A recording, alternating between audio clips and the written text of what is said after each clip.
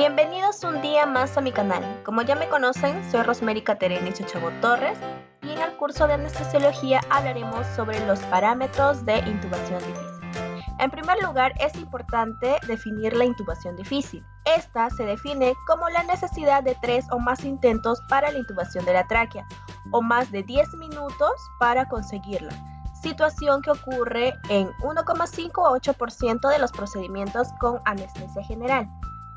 También es importante tener en cuenta que esta maniobra deben realizar expertos en intubación difícil, ya que esta es muy difícil de realizarla. Ante esta situación se han generado test y escalas de valoración. Empezaremos con la primera. La escala de Mayo-Empathy. Esta se determina analizando la anatomía de la cavidad oral basada en la visibilidad de la base de la úvula, el istmo de las fauces, tanto los arcos de delante y detrás de las amígdalas, y el paladar blando. La técnica se realiza cuando el paciente está con la cabeza en extensión completa, efectuando fonación y con la lengua fuera de la boca.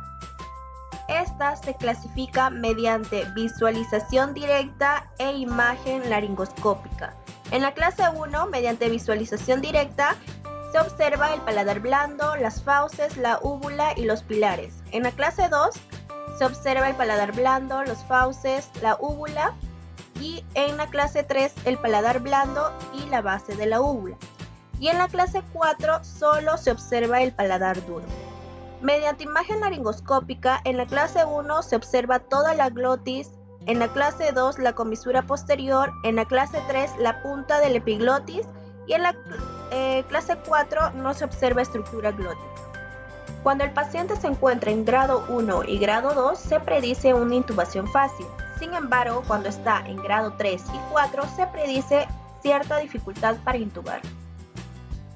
2. Escala de Patil-Aldrete, o también llamada distancia tiromentoniana.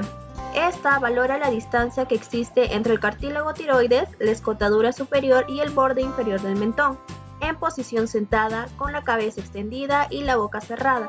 Esta tiene una sensibilidad del 60%, especificidad del 65% y el valor predictivo positivo de un 15%. Esta se clasifica en 3 clases.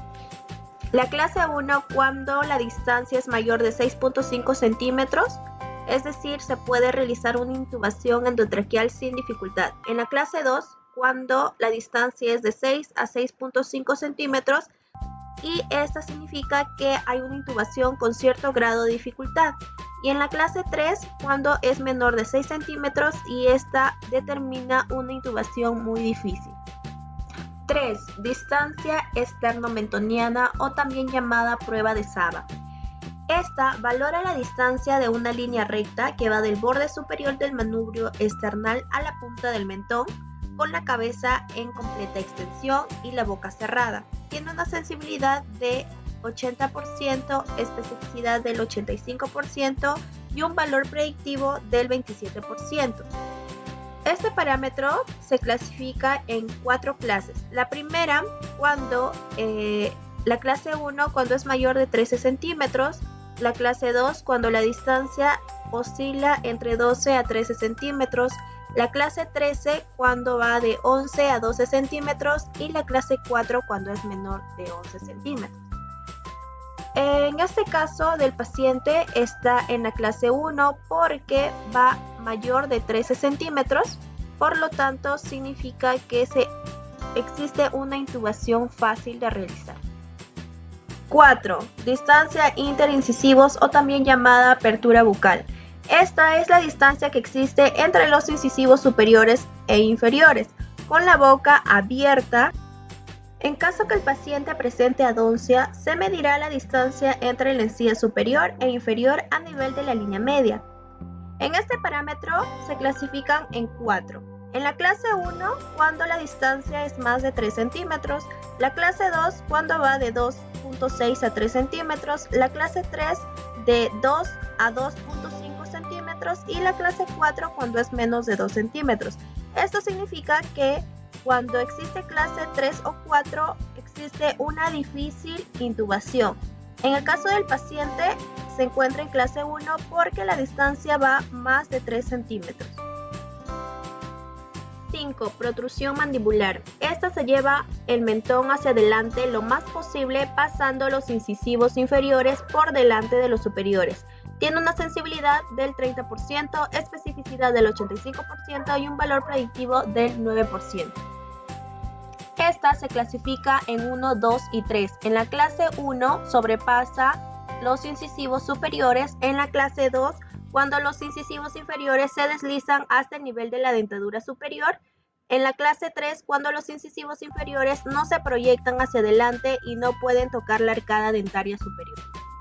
6. Clasificación de Cormack-Legny. Esta se valora el grado de dificultad para la intubación endotraqueal al realizar la laringoscopía directa, donde vamos a observar las estructuras anatómicas que se visualicen. Esta se clasifica en 4. En el grado 1 se observa el anillo glótico en su totalidad, por lo tanto se realiza una intubación muy fácil. En el grado 2 solo se observa la comisura o la mitad superior del anillo glótico, que es una intubación difícil. El grado 3 solo se observa la epiglotis sin visualizar orificio glótico, el cual es muy difícil. Y en el grado 4 hay imposibilidad para visualizar incluso la epiglotis, por lo tanto esta es una intubación solo posible con técnicas especiales. 7. Predictor atlanto-occipital. Este predictor va a valorar la movilidad del cuello con la reducción de la extensión de la articulación atlanto-occipital en relación a los 35 grados de normalidad. En cuanto a la técnica, el paciente tiene que estar en posición sentada, con cabeza en extensión completa, y con una regla se empieza a medir desde el inicio del atlas hasta tener un ángulo con la extensión de la cabeza. Este predictor tiene una clasificación según Bellhouse-Doré, en la cual clasifica grado 1, grado 2, grado 3 y grado 4. En el grado 1, cuando no existe ninguna limitante, es decir, el grado es mayor de 35. En el grado 2, cuando existe 1/3 de limitación. El grado 3, cuando existe 2/3 de limitación. Y el grado 4, cuando hay una completa limitante. Tiene una sensibilidad del 13%, una especificidad del 99% y se predice intubación dificultosa con grados 3 y 4, cuando la longitud de la rama mandibular es menor de 9 centímetros. Es importante tener en cuenta el score de riesgo para intubación difícil según Wilson. Este explica que la movilidad de la cabeza y el cuello es un factor determinante, tanto como el movimiento mandibular, el retroceso mandibular, los dientes muy grandes y extruidos.